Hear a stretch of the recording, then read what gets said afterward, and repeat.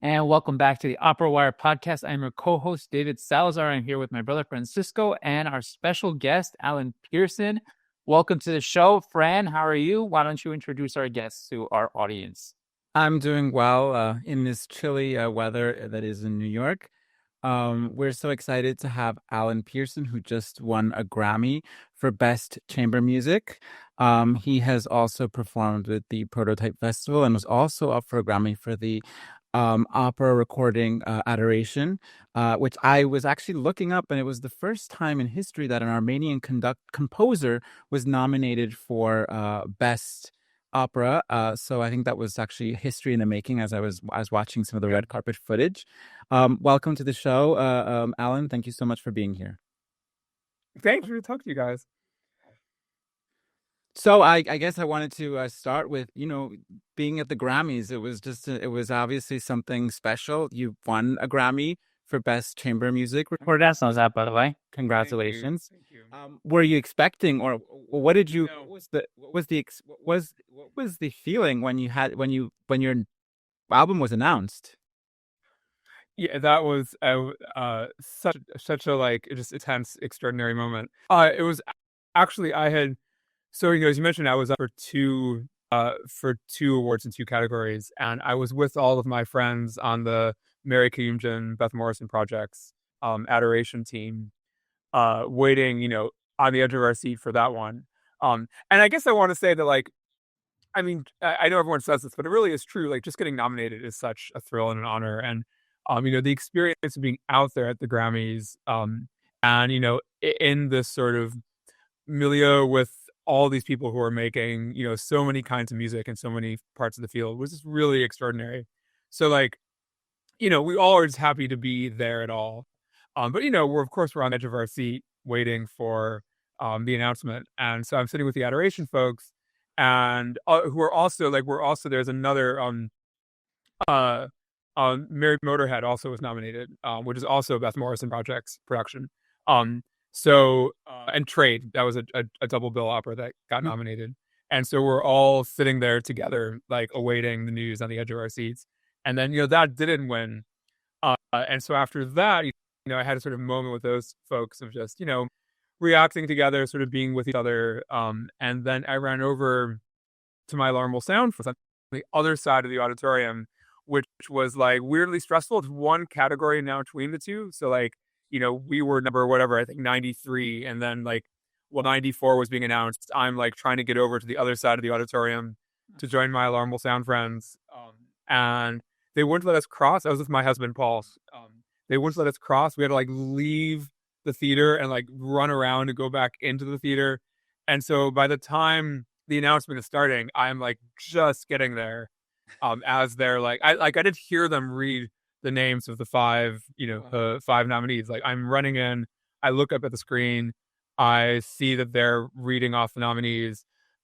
And then I think I basically sat down as they're just getting ready to announce it. And so there was sort of no time to prepare. And then suddenly they announced Dennehy. And it took me a fraction of a second to understand that we'd won, because I was expecting them to say, if we won, I was expecting to hear Alarmable Sound or Alan Pierson or Land of Winter. And instead they said Dennehy. And I was like, oh my God, that's us. And then it was the most extraordinary moment. My husband captured it on video. And I'm so glad he did, because it was, both of these projects are such communal experiences. And, Alarmable Sound, we've been together for 25 years doing this. And a lot of us came out for the experience of being at the Grammys and celebrating the nomination. And so we were all sitting there together. And at that moment, just everybody jumped up and started screaming. And it was, I wasn't expecting it. And it was exhilarating and shocking and absolutely one of the highlights of my life. And then, ran down on the stage with my partner in crime, Gavin Chuck, who's Alarmable Sound executive director. Right.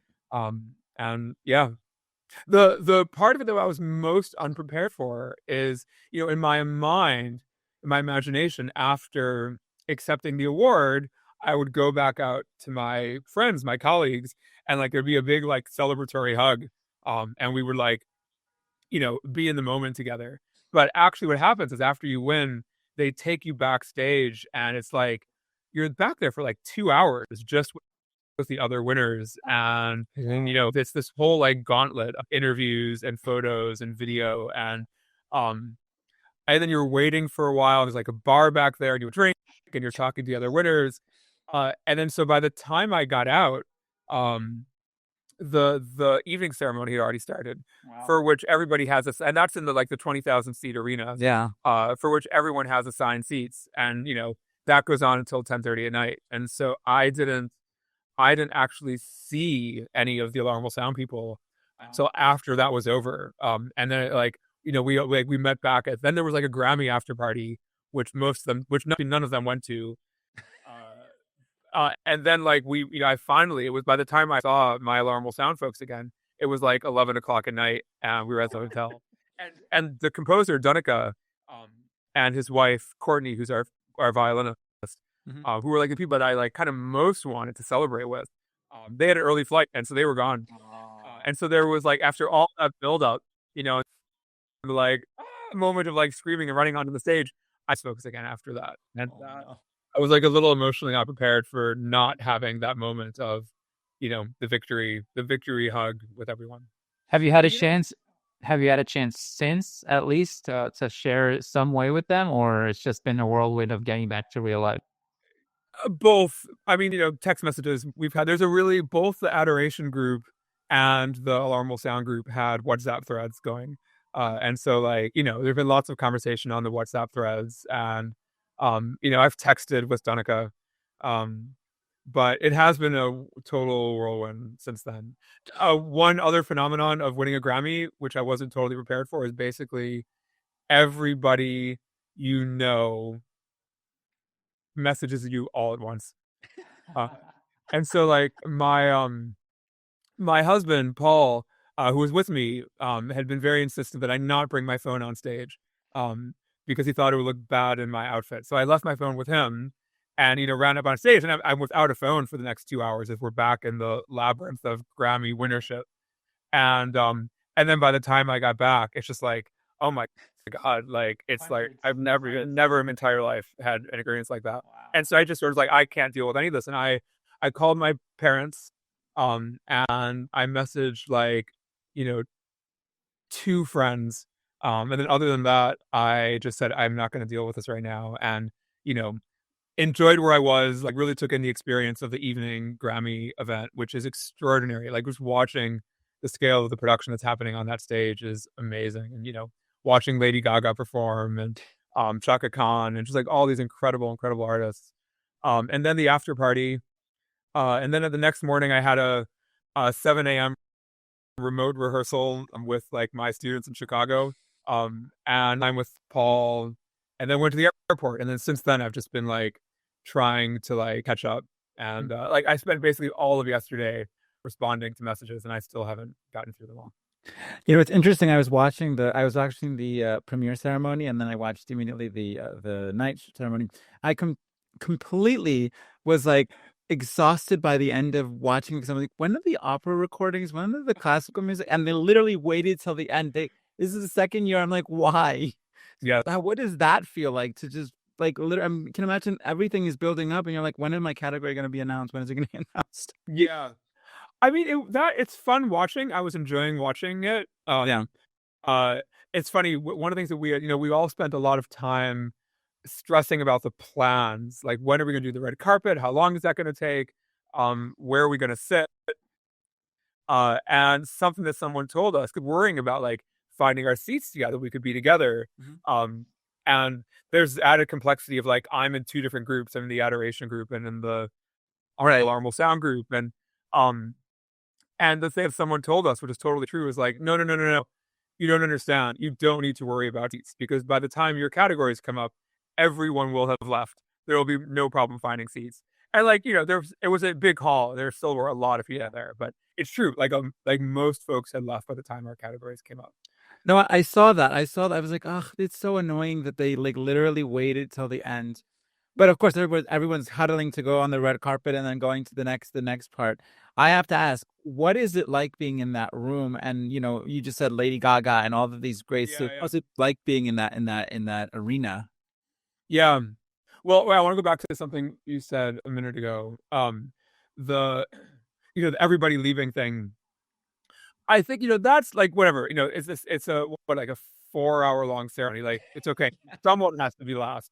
And if I'm okay that classical music is last. I'll say the one thing that bothered me, and I actually as soon as I walked off the stage, I met the classical coordinator, Julie Smith, who I never met before, but who's been like a really great supporter, and helper in guiding us through the process. And I met her backstage, and the one thing I said to her, other than like, "Oh my God, this is amazing," is we have to fix the music that they play, because they have this amazing Grammy band on stage, and like those are like some hot playing cats. Like they are really great players, and for like every I don't know what the selection process is like as far as deciding what they're going to play for each award given, but like it's good stuff. Like they're playing cool music and they sound great. And then when they get to classical, I have this vision of like when they announce Land of Winter winning, that they're going to break into some very impeccable version of like Land of Winter as like I walked on stage.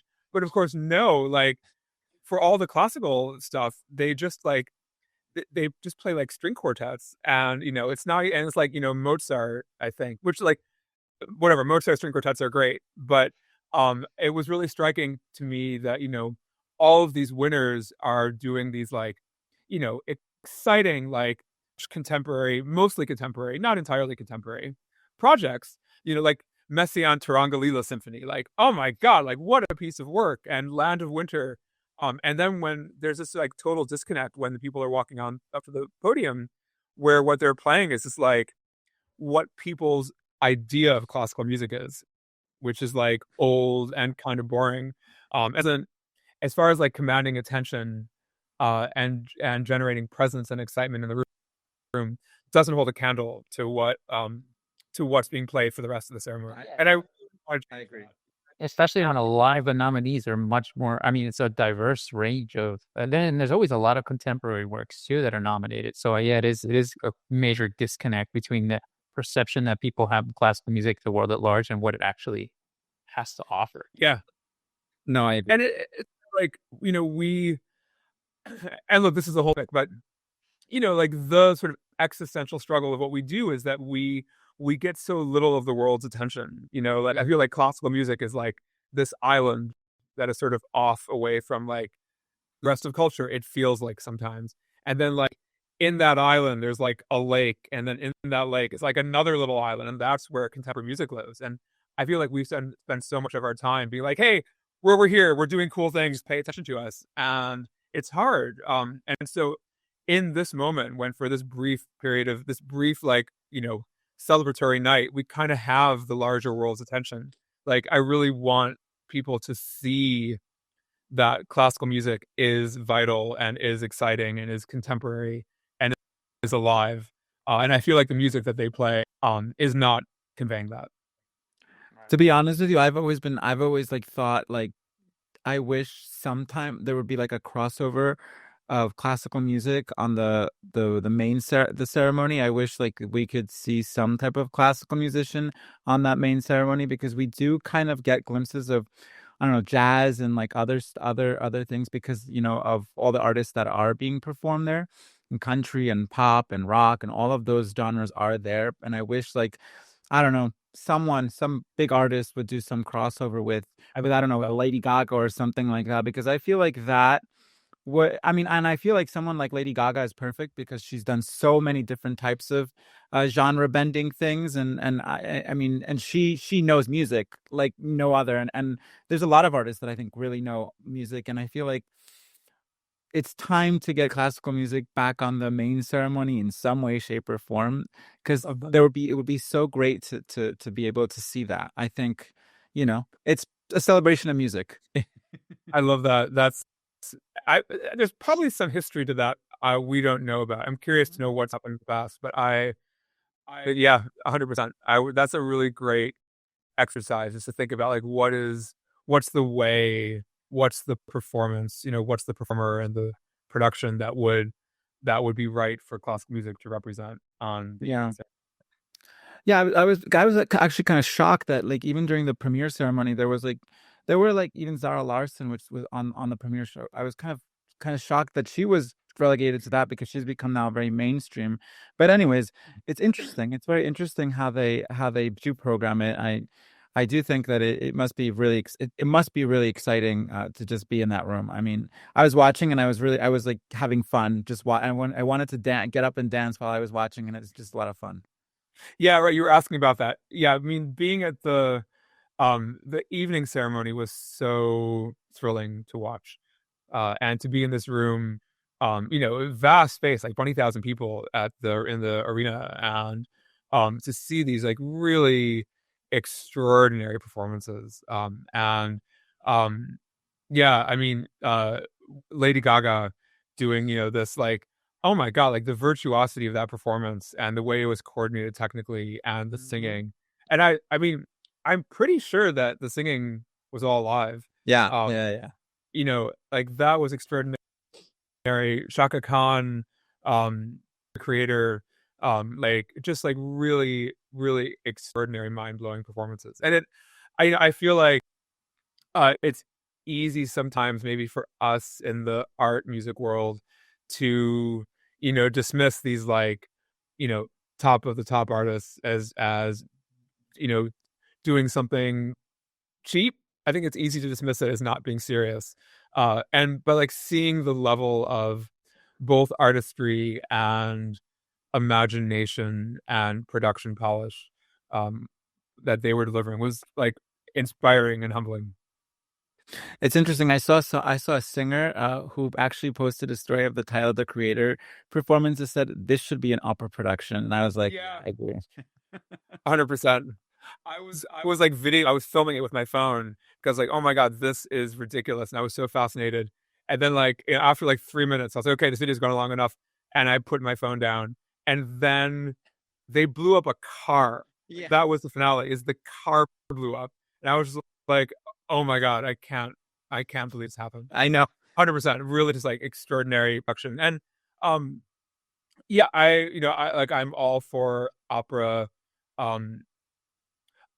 production being pushing itself and being more innovative and bringing in ideas from production like that, and people are doing it. I've seen more and more of that, and yeah, 100%, I would totally go see that Tyler the Creator opera production. Talking about your work as a creator, you focus a lot on modern works. I mean, it's fascinating when someone who goes into classical music decides that this is the path they want to take. How did you know that was where you wanted to focus when you started your work in classical music? Yeah, for me, it was kind of the other way. Like I really started in contemporary music. When I was in high school, even the first piece of classical music that inspired me was Leonard Bernstein's "Just to Share Psalms," which we were singing in my chorus, and I was like, "Oh my God, this is amazing! Like, what is this?" And then I went to my high school chorus teacher, Agamont, and said, "I love this. What to listen to next?" And he said, "Check out Stravinsky's Symphony of Psalms." And I was like, "Oh my God, Stravinsky! Yes, like more Stravinsky." And so that was my way in, and I was composing, and I was excited about music that was happening now, which for me, when I was in high school, was like Stravinsky and Bernstein. And then I went to a really fabulous program at Northwestern University, Okay. which sadly doesn't exist anymore. And Michael Pizarro, the composer, was my teacher there, and he introduced me to Steve Reich and Lutoslawski and Luciano Berio. And this was the music that I, fell in love with initially as a composer. It's like music that I wanted to write my own music and build on what they had done. But then, like, I also really wanted to help make this music happen. Like, I wanted, when I first heard Steve Reich's Tehillim, I was like, oh my God, I want to be in a room with this. Like, I want to have this music happen and be there. And conducting was like the way to do it. And so that's really how I started conducting, was to help make happen the music that I wanted to see happening. And then I went to Eastman, where I was studying composition, and I had friends who were writing pieces, and they needed conductors and coaches to help them like put their performances together. And I was like, yeah, I can do that. And found that I really loved it. Like I really loved getting inside the mind of a composer and understanding what they were trying with a piece, and figuring out how to bring that alive, and how to bring players into that world and translate the music, and help make a process that would take the players from a first reading through a really awesome performance. And I at the time was not really into older music. It was really at Eastman that that was where I really discovered, mostly through historically informed performance practice, like studying with Gushin Wheelock, who's a great musicologist teaching at Eastman, did this great class with Malcolm Bilson, the renowned forte pianist, on historically informed performance. And that became the gateway. I think I'd always just found Mozart and Beethoven and Brahms boring when I was a kid. And it was really like through historically informed performance that like they opened up a gateway into rediscovering for me this music, and finding it really alive and vital and exciting and spontaneous. And so it was really in grad school that I fell in love with older music. But for me, it was always, contemporary music was where I started, and, still is most of where I live. Interesting. That's really interesting. I think Dave and I, our discovery of music came in as through more of classical, through Beethoven's, through Mozart. I mean, That's for most people. Yeah. Yeah, right. I think my path is really weird. I think it's actually quite fascinating. I think it's something that we hear about, to be honest with you. Yeah. Yeah. No, I get that. And I think it was also, having that orientation towards contemporary music made me initially not really imagine being a conductor, because, it seemed like, the conductors that I knew were, grounded and sort of built in this foundation of, the standard repertoire, in a way that I wasn't. Like, I was curious about Beethoven, and I was like excited and discovering Beethoven, but it didn't feel like my home yet. And so, I didn't initially imagine being able to be a conductor because of that. And it was really, the teacher that I met at Eastman was Brad Lubman, who runs the Ensemble Single, conducted the Steve Reich Ensemble for many years. And, Brad was for me a sort of a doorway in, because he was also someone whose home was very much in contemporary work, but who also did more standard repertoire. And so it was really through Brad that I was able to see a path for myself as a conductor, and could start to imagine, doing this thing that I now do. Gotcha. You've made a few opera recordings, and I want to know what your journey with this art form has been. Obviously, Adoration is amongst those works. I know you've worked at the Prototype Festival quite a bit. What's been your operatic journey in all of this as well? Mm-hmm. Yeah. I think the first opera that I recorded was a Michael Gordon piece called Van Gogh, the Van Gogh opera, which I think I did like in 2004 or 2005 when I was just getting started. And that piece is not theatrical in the conventional way, and we recorded it in a studio. I actually don't know if there's ever been a staged performance of it, but we did a concert performance and then recorded it. I think where I really fell in love with opera as an art form, it's funny, I actually have a memory of, I won't say the name of this teacher, but I had a teacher in grad school who, I made some offhanded comment about not liking opera, and he was so enraged that I had said that he brought me to his office, and he made me play through, I think it was it Act 2 of Romeo and Juliet? He made me play at the piano an entire act of an opera and sing the parts at the same time. That was like my punishment, saying that I did not like opera, and Did that make you like it more? I did not like it anymore. It definitely did not help with not liking opera. But yeah, like I was really, as a student and young professional, like opera, I just didn't connect with me. It wasn't. It was a kind of singing that felt really alien to me. And a kind of theater. Like I was such a theater kid growing up. I loved contemporary theater. I loved avant-garde theater. Um, and it wasn't a kind of theater that spoke to me. And so I didn't really see myself initially having a home in opera. And then I think the project that really opened a door for me was David T. Little's Dog Days, which I conducted there was initial like workshop performance of that. I believe I want to say 2008, 2010. I'm not 2000, something like that, something around 2010.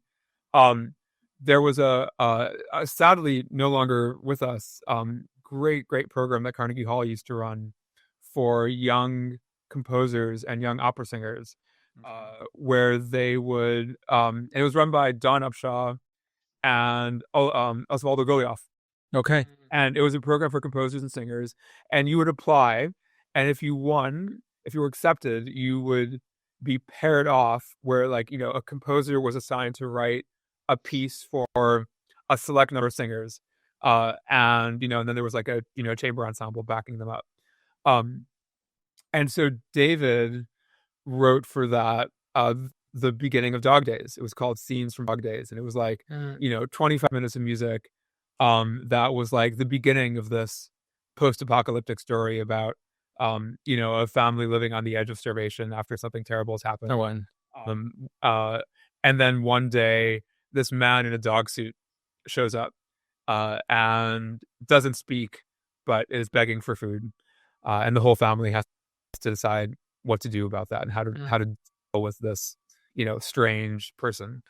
And David's music draws on so much. Like David has such a really like deep and rich connection to so much musical history and so many styles. And so, in that opera already, like in those, first 20 minutes that David was writing, there's Broadway, there's heavy metal, there's rock music, and there's, the opera tradition too. Like all of that is alive in David's telling of the story of these characters. And Royce Zaverick wrote the libretto for it. Right. And it just is like, fantastic piece of work that, called on such a breadth of vocal styles and such a breadth of instrumental expression, orchestrational color, and had a sense of sort of naturalistic drama that really spoke to me, and that like I felt like I could relate to, from coming from my background in theater, musical theater. Like this was a kind of drama, a kind of singing and music making that just like I could like relate to, and that resonated. And so I got very passionate about that, and I was like, that was my first work with David, and maybe my first work in like, conventional, meaning like dramatic narrative opera, and outside of like school, and I got really fired up about that project and decided I would make it my mission to help make that project come to life. We had this 20 minutes that was kind of a prototype of an opera to come, and I started calling around to people that I thought could present it and say like, hey, this is something really special, you should do it. And Jed Wheeler at Arizona State University, who ran their peak performances program, said yes. And then Beth Morrison came on board. This is the early days of her work. Came on board and said, I'm going to produce this. And and that was it. And we did that production, I think, in 2012. And that was really the beginning of my my life in opera in a real way. And I was just hooked. The combination of music, drama, and like the particular role as a conductor of being in both worlds, where you're both making the music work and making the drama work, and having to be thinking about both and navigating both, thinking both as a musician and as a kind of dramaturg or theatrical director, just really, really spoke to me. And I was like, yeah, this is where this is a place that I want to do a lot of work in.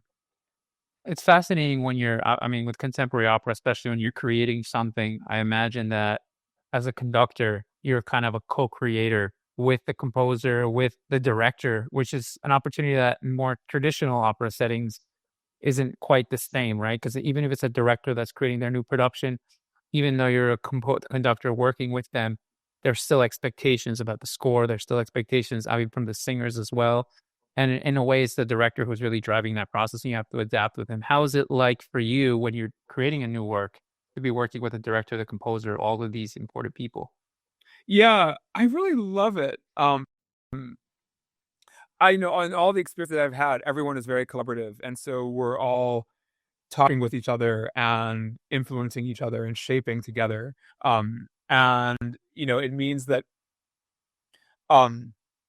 something that in the staging or in the thing may influence how I approach a musical choice, and give me ideas for how to approach a musical choice. And then likewise, like something that I'm then doing may suggest a change to the music. And being able to have those conversations where I can go to the composer and say, like, hey, I think we take a different tempo here based on what's happening dramatically. Or hey, I feel like this passage should be up an octave. Or I think we need more happening here to make this moment land. It's so cool to be able to have those conversations and then collaboratively craft what eventually comes to the stage. Do you find that more liberating than actually having to take an older score and having your own freedom with it, or is it just? Do you find that composers are very open to that kind of dialogue when you're doing something with them like that? Yeah, I find that composers are open, and with a composer who's not with you, like you don't get to hear them talk about why they made the choices they make. And so it's really cool to have an idea for a change to make and have the composer say, yeah, you're totally right, let's do that. But it's also really cool when you suggest something and the composer's, well, no, let me explain why I did it the way I did it and why I think that's important. And with a dead composer, you don't get to have that conversation. And that the chance to get beyond what's on the page and into what does this mean and why is it here, is so important and so gratifying. And so I mean, be able to have those conversations and learn from the composer's mouth what they're thinking and why is so enriching. It's interesting that today modern and contemporary works are more accepted than they were even 10 years ago, and not necessarily more accepted, that they're more in the mainstream, which is wonderful. But what do you think right now? Do you think that opera houses could do to bring those new works, but also promote them, where that they're not just going to be a one and done, but they're going to be more, be revived or return, or be make it a tour or something like that? What do you think about that? Yeah, I don't know that I'm the best person to speak to that. I mean, I guess I think that I see the work that Beth is doing with Beth Morrison Projects and Prototype as being really vital and necessary and productive in terms of pushing forward the kind of opera that's getting done, both musically and producing opera that is connected to musical culture today, but also theatrically. A production like Prism, the Ellen Reed opera, which that won the Pulitzer, and just that, as a James Dara production, I believe, that production was just so extraordinary as a piece of theater, in a way that all, really different from what I was seeing 10 years before on opera stages. And so I think that, like, making work that is connecting not just to an audience that comes from the more traditional opera world, but that can speak to someone who doesn't watch opera, can speak to someone who is, who maybe hasn't seen an opera before, but like goes to a lot of theater. Or like, what's the production I was doing? Man, I'm totally blanking. Doing a lot lately. There was a production I was doing where I was like, oh my God, this is taking so much from David Lynch. Okay. And it'll come to me what it was. But I'm embarrassed that I can't remember. But like doing this theatrical work that is drawing from film and contemporary theater and these art forms that have a different audience makes room to bring in a different audience, and reach a different audience. I did a production at BAM that just closed of a Michael Gordon opera called What to Wear, which was made in collaboration with Richard Foreman, the great avant-garde theater director creator. And that show, like we were doing it at BAM in the Harvey Theater, and we had scheduled 3 performances, and then it was selling so well they added a 4th, and we had announced Saint Vincent as a cameo, or rather we had planned Saint Vincent as a cameo. I think imagining that would, like, aside from she's awesome and it's great, Saint Vincent help sell tickets, and that show just like sold out. Like we had like, before we had announced Saint Vincent, Saint Vincent's cameo, it was mostly sold, and then like it's completely sold out like 2 weeks before opening.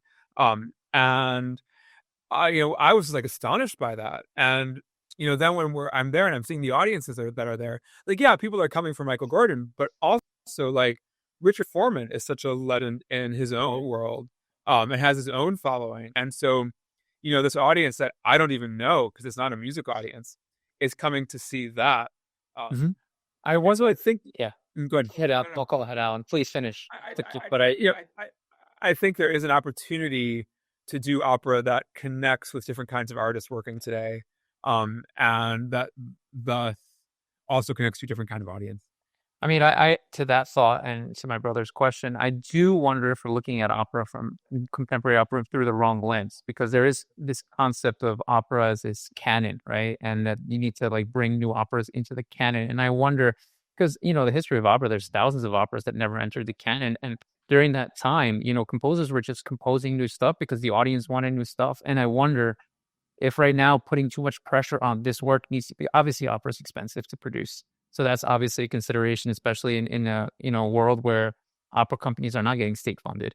I wonder if the lens that is being looked at is more like, let these artists produce new stuff that people will keep coming back to because they connect with these specific artists, rather than we need to create an opera that's going to stand the test of time. Because I think that when you put that kind of pressure on, you got to put this opera so that it gets produced millions of times. I think it slows people down from creating exciting stuff and experimenting with the art form. And I think opera's evolution can't revolve around, we got to create works that are going to be expensive to produce, that no one's going to want to produce because they're expensive to produce. And instead of trying to figure out like, hey, you got like, Michael Gordon, who has a certain audience that comes to watch his stuff. Maybe that audience wants to see new things from him continuously. So maybe that's got to be the approach, rather than, we got to produce an opera that it's going to cost millions of dollars to produce, and we got to put it back on the scene next year. And also not to forget that some of the greatest operas in the canon, like La Bohème or La Traviata, were failures the first time around. And it took them some time to get Carmen to get into the standard rep, what we consider the standard rep, more in the frame of just, we need to give opportunities for creators to create, and then see what sticks, what doesn't, what people want. Especially in our economy. Yeah, of course. Yeah, I mean, of course, the idea of being able to know what's going to stick in the canon seems like hubris. It's just like, I don't know that we can know that. It's been cool with Dog Days, David's opera, to feel it become that like, to see, we did the premiere in 2012. We made the recording that went out into the world. And then like to see the response to that, like I loved it from the beginning.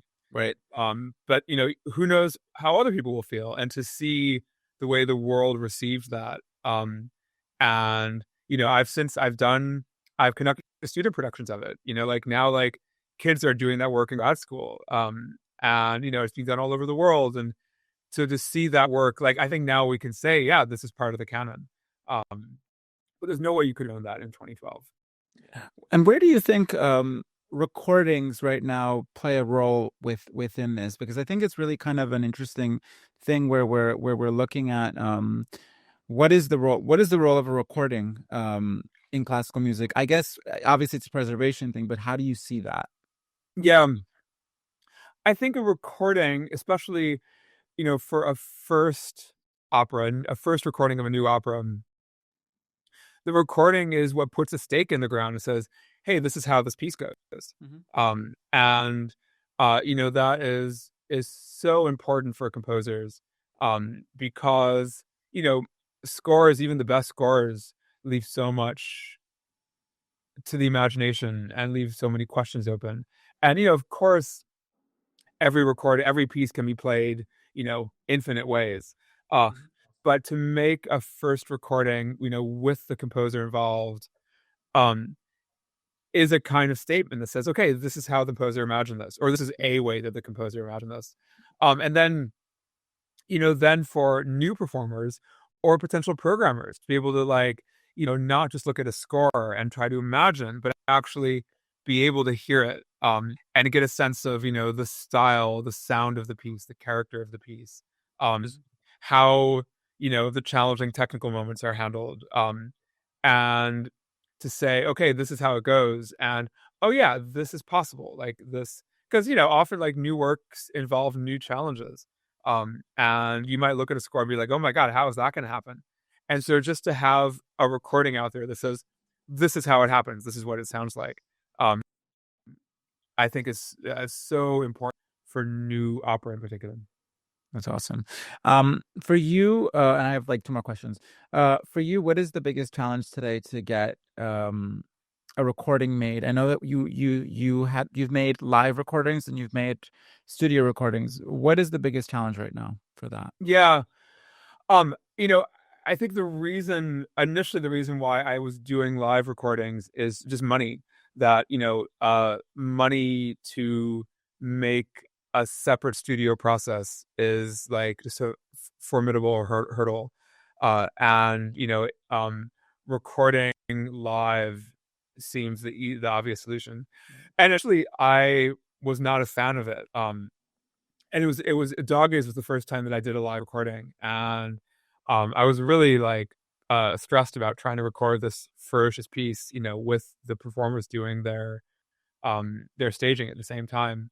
And I had a real conversion around that. I remember, we made a list of all the things that we thought wouldn't work in staging, and we planned a patch session, like an extra time after the performances, to just go back and do those moments that we thought wouldn't work to be recorded while staging.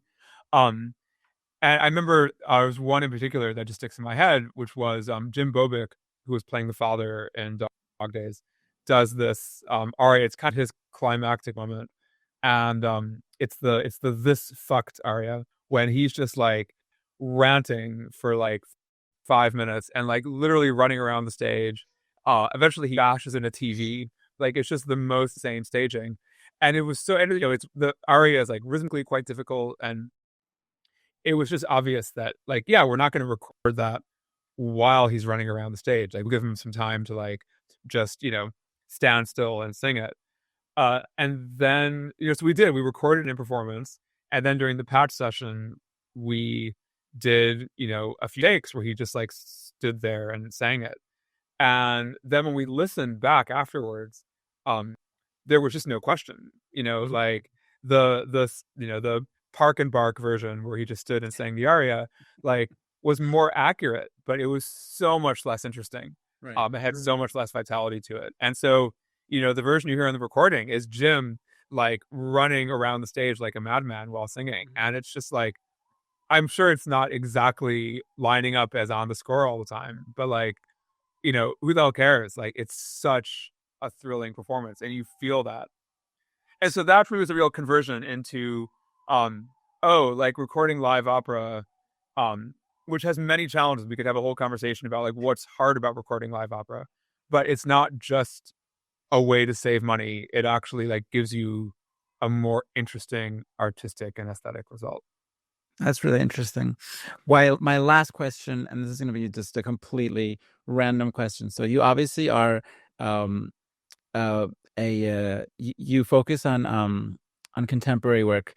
So I'm going to ask, what is one contemporary work that you really, really want to conduct once again? And if you could choose an opera from the quote unquote repertoire, it's not classic, that's not modern, which one would you conduct? Oh man. Opera to conduct again. Well, I mean, because we've been talking about it, it's in my head right now. Dog Days. I would so love another run of Dog Days. Like that. And also like I would love to direct Dog Days sometime. Like that's a real dream. Like that's an opera I feel so deeply connected to. And I think it is just one of the great works of the 21st century. And that's a fantasy one day to conduct and direct a Dog Days performance. But also just like I would be very happy to conduct it again. It has some of my favorite music I've ever conducted, and it the characters have these incredible journeys. There are two very long arias for the central character, the girl Lisa, who's the daughter, who is the person when everyone else in the family, is sort of like warily pushing away this strange, pretty insane man in the dog suit. Lisa, the daughter, befriends him and reaches out to him and gives him food. And that she has two arias in the show that have the most incredible arcs. Where we lost Fran. He'll pop off. He'll pop off. These two arias that have incredible emotional arcs. Where Lisa is, over the course of the aria, evolving how she's relating to the dog man, is sharing more about her own life, is reflecting on where she is. And I just, and they also, both these arias involve these very long tempo gradations, like long ritardantes, where over the course of several minutes, you're gradually slowing down. And the like, it's such an interesting challenge for me as a conductor to like pace that, to pace the gradual tempo change so that you're getting to hit all of the emotional points along the way. I just love conducting that music, and I love the impact it has on the audience, and I would love to conduct that again. And then for non-contemporary opera, I think I'd go back to Baroque. Monteverdi is so where my heart is as a musician conductor. I would love to do a production of Orfeo. Like that would be, or look, I would love to do some early opera. Amazing. Alan, thank you so much for your time today. We had a little bit of a technical mishap with Fran. Yeah, who connection there. Bye. And who's that? To close this out, but thank you so much for your time. Again, congratulations on your Grammy Award. And hopefully more and more to come. And we wish you the best with your upcoming projects, of course. And for everyone, for everyone that was here with us today, thank you so much for listening. We are going to obviously be back with more episodes in the future, but we're very grateful to Alan for being here with us today. Yeah, it's really cool to talk to you both. Thank you. And listen to his 2 albums that were just nominated for the Grammys, including Adoration. And please listen to us on Apple, on Spotify, and where you get your podcasts. And follow us on Facebook, Twitter, and X. And new operas coming out this year: David Too Little, What Belongs to You, Hans Tamala, Dark Fall, and Mary Kyumjin at Paper Pianos. So 3 new opera recordings that I've done coming out in the next year. Awesome. Well, stay tuned for that. Listen to them, guys. Yep, stay tuned for that. Thank you so much. Listen to them, and we'll see you at the opera.